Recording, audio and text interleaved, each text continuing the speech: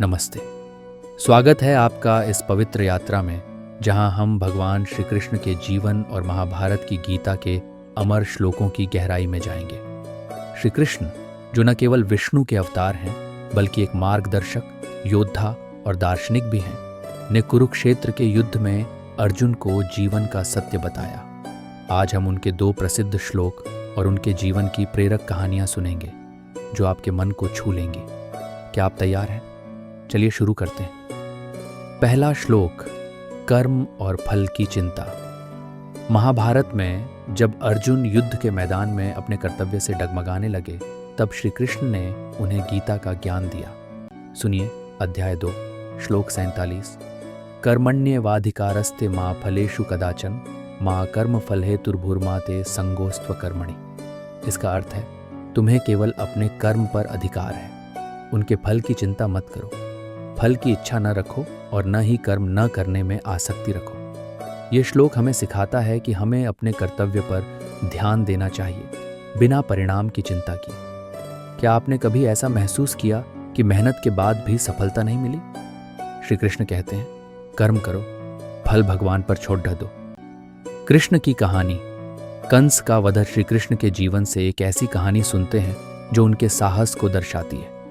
मथुरा में कंस नामक क्रूर राजा ने अपनी बहन देवकी और वासुदेव को कैद कर लिया था। एक भविष्यवाणी ने कंस को बताया कि देवकी का 8वां पुत्र उसका वध करेगा। उस 8वें पुत्र थे श्री कृष्ण। जन्म के तुरंत बाद वासुदेव ने कृष्ण को यमुना नदी पार कराकर गोकुल में नंद और यशोदा के पास पहुंचा दिया। कृष्ण सुरक्षित रहे। कंस ने कृष्ण को मारने के लिए कई राक्षस भेजे। एक थी पूतना, जो सुंदर स्त्री का रूप लेकर गोकुल आई। उसने कृष्ण को विषैला दूध पिलाने की कोशिश की, लेकिन बालक कृष्ण ने उसका दूध पीकर उसकी सारी शक्ति चूस ली और उसका अंत कर दिया। बाद में जब कृष्ण युवा हुए, वे मथुरा लौटे।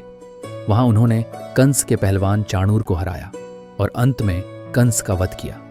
ये कहानी हमें सिखाती है कि सत्य और धर्म हमेशा अन्याय पर विजय पाते हैं। दूसरा श्लोक, स्वधर्म का पालन। अब सुनिए गीता के अध्याय 3 श्लोक 35। श्रेयान् स्वधर्मो विगुणः परधर्मात् स्वनुष्ठितात् स्वधर्मे निधनम श्रेयः परधर्मो भयावह। अर्थ, दूसरों के धर्म को अच्छे से करने की अपेक्षा अपना धर्म, भले ही वह साधारण हो, श्रेष्ठ है। अपने धर्म में मरना बेहतर है, पराया धर्म भयंकर है। श्री कृष्ण यहाँ अर्जुन को समझाते हैं कि हमें अपने कर्तव्य का पालन करना चाहिए, चाहे वह कितना भी कठिन हो। क्या आप अपने जीवन में अपने कर्तव्य से भागे हैं? यह श्लोक हमें प्रेरित करता है कि हमें अपने मार्ग पर अडिग रहना चाहिए। कृष्ण की कहानी। द्रौपदी की रक्षा। महाभारत में कृष्ण की एक और प्रेरक कहानी है। जब पांडवों ने जुए में अपना सब कुछ हार लिया, तब दुर्योधन ने द्रौपदी को सभा में अपमानित करने का आदेश दिया। दुशासन ने द्रौपदी का चीरहरण शुरू किया। द्रौपदी ने मन ही मन श्री कृष्ण को पुकारा। उस समय कृष्ण द्वारका में थे, फिर भी उनकी कृपा से द्रौपदी का चीर अनंत हो गया। दुशासन थक गया, लेकिन द्रौपदी का सम्मान बचा रहा। ये कहानी हमें दिखाती है कि भक्ति और विश्वास के सामने कोई भी संकट टिक नहीं सकता। कृष्ण का दर्शन, विश्वरूप। कुरुक्षेत्र के युद्ध से पहले जब अर्जुन भ्रमित थे, तब श्री कृष्ण ने उन्हें अपना विश्वरूप दिखाया। गीता के अध्याय 11 में वर्णन है कि कृष्ण ने अर्जुन को अपना विराट स्वरूप दिखाया, जिसमें सूर्य, चंद्र, तारे और सारा ब्रह्मांड समाया था। अर्जुन ने देखा कि समय के रूप में कृष्ण ही सब कुछ निगल रहे हैं। यह दर्शन अर्जुन को समझा गया कि ईश्वर ही सर्वोच्च शक्ति है। क्या आपने कभी सोचा कि जीवन की हर घटना के पीछे एक बड़ा उद्देश्य हो सकता है? कृष्ण का यह विश्व रूप हमें यही सिखाता है। कृष्ण का संदेश आज के लिए।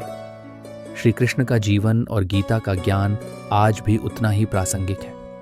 वे हमें सिखाते हैं कि जीवन में कर्म करते रहो, सत्य के मार्ग पर चलो और ईश्वर पर भरोसा रखो।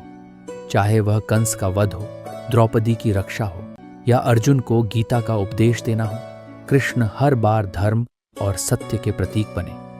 आज जब हम अपने जीवन में चुनौतियों का सामना करते हैं, तो कृष्ण का यह संदेश याद रखें। कर्म करो, फल की चिंता मत करो। अपने कर्तव्य पर ध्यान दो और बाकी भगवान पर छोड़ दियाच दो।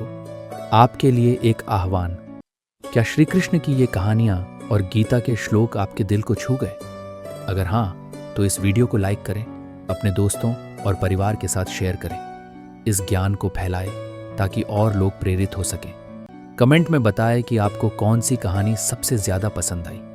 क्या यह कंस का वध था, द्रौपदी की रक्षा या विश्वरूप का दर्शन? अंत में एक छोटा सा संदेश, हर दिन गीता का एक श्लोक पढ़ें। यह आपके जीवन को नई दिशा देगा। जय श्री कृष्ण। नमस्ते।